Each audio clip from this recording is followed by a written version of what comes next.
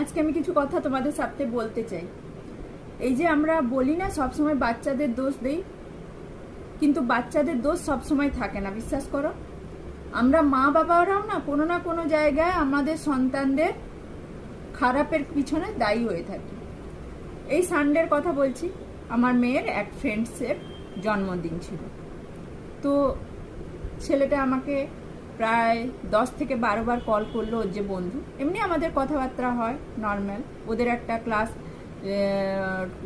মানে 2 থেকে যে ওরা পড়ে, ওদের একটা গ্রুপ আছে, খুব ক্লোজ ফ্রেন্ড ওরা।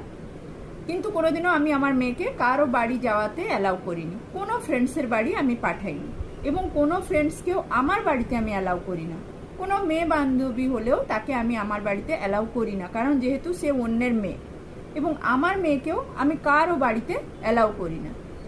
তো ওই ফ্রেন্ডসটার মা আমাকে 2 বছর আগেও ফোন করেছিল, বলেছিল ভাবি मेरा बेटा का बर्थडे है तो आप इसी का को भेज दीजिएगा। तो আমি বললাম नहीं भाभी, मैं तो भेज नहीं सकती, क्योंकि मैं भेजूंगी ही नहीं मेरी बेटी को। तो बोले अरे भाभी ये कैसा है, आज का जमाना में तो अरे यही तो उम्र है, उन लोग थोड़ा रिलैक्स करेगा, एंजॉय करेगा। हम बोले नहीं भाभी मैं भेज नहीं पाऊंगी, सॉरी। তো তারপর থেকে ওর মার খারাপ লেগেছে, ওর মা আর আমার সাথে কথা বলে না, ওর বাড়িটা একটু দূরে আছে।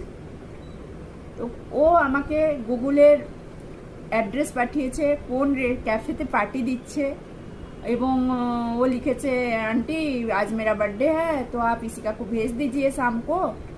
তো ক্যাফের অ্যাড্রেসও আমাকে গুগলে পাঠিয়ে দিয়েছে।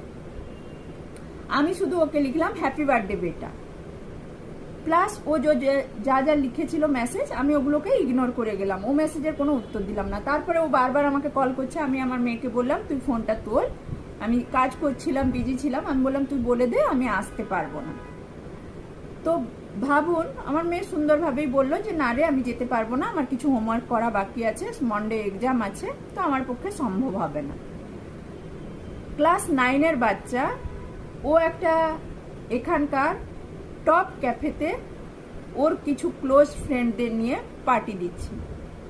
মানে মেয়ে বান্ধবী, ছেলে বন্ধু, ওদেরকে আর বান্ধবী বন্ধু কি বলবো, সবই ফ্রেন্ডসদের নিয়ে একটা পার্টি দিচ্ছে। ওখানে প্রথম যখন সবাই অন্যান্য যে ফ্রেন্ডসরা আছে ওরাও আমার মেয়েকে জিজ্ঞেস করছে কিরে আসছিস, কখন আসছিস, কি ড্রেস পরবি, ওই সব কথাবার্তা হচ্ছে।